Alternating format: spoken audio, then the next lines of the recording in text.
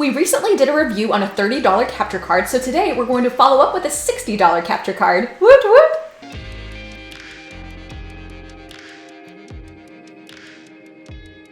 And here's the box it came in with the pretty people. And of course the capture card itself. Ta-da! With the ports and beautiful things. And we actually did a $30 capture card video, which you should totally check out. But the benefit and beauty of this one is that it comes with a zero latency HDMI port. So, yay! Also, what is not included in this box is an HDMI cable. So, you gotta get yourself one of those. So you can pick up this capture card for $60 from Amazon. It's a 1080p 60. It might be hard to find something new that can come close to this. You can find links in our description. So you plug it in and the device shows up as USB 3.0 HD video capture. How original, right? This capture card can handle an input of up to 4K 60 over USB 3.0, but it'll only capture 1080p 60 for recording.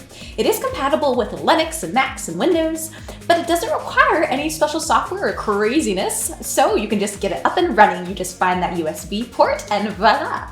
So within OBS, we can see that you can select a range of resolutions from 640 by 360 up to 1920 by 1080. Doesn't offer as many resolutions as the $30 capture card, but hey, it still fits the bill. We will be showing off the games we used last time to best compare the capture cards. Alright, gonna check out Halo ODST on my Xbox and see how the device handles the dark areas. Alright, as you can see, it's doing an alright job. It does lack some color range, though.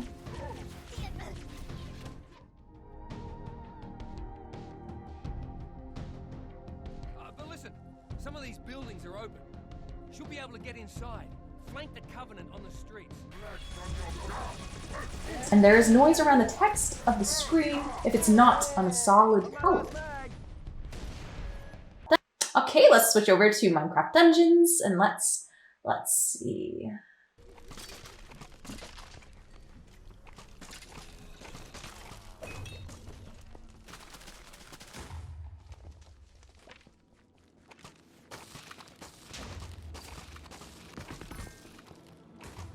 Okay, a little bit of noise around the HUD on the bottom of the screen, but overall, that looks pretty good.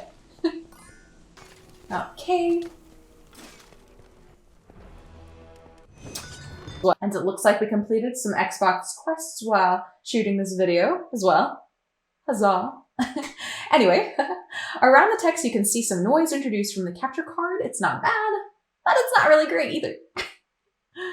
Alright, now let's switch over to capturing from a PC. I tested on one of my favorite games, Shadow of a Tomb Raider. Alright, so on the left is capturing using Shadow Play, and on the right, we recorded from the capture card. Hey! Cuidado, niños!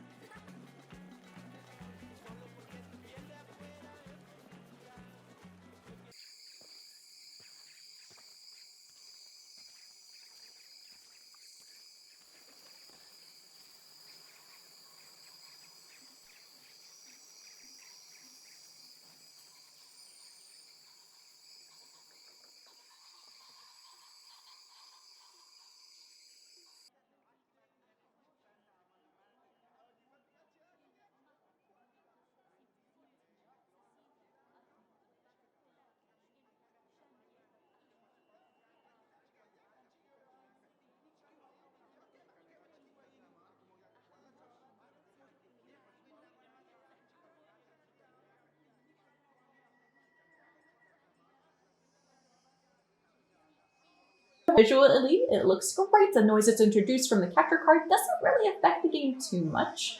But you know what? That's down to personal preference, really. Yeah, to me it's... I'm not phased. Alright, so we also tested Death Stranding on PC.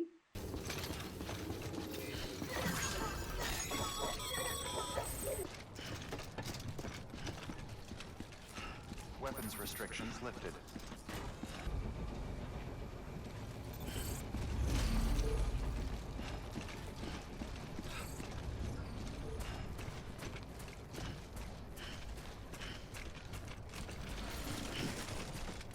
It doesn't have full color range. You can see some color issues, but other than that, nothing really stood out. It's smooth. Some noise, like I said before. It seems like there's noise everywhere. Let's see. But with the ability to capture a 1080p 60, it's going to look pretty good, especially for those that stream. For a $60 capture card, it does a pretty decent job. Of course, there are better capture cards out there. How about you guys? Any piece of hardware you want us to check out? How about games on future capture card reviews? Let us know in the comments. Thanks for watching. This has been Tracy with VainSoftGames. If you like what you saw, you can like or leave a comment. Would you like to help support our channel? You can do so by heading over to our Patreon. And don't forget to subscribe and click that bell.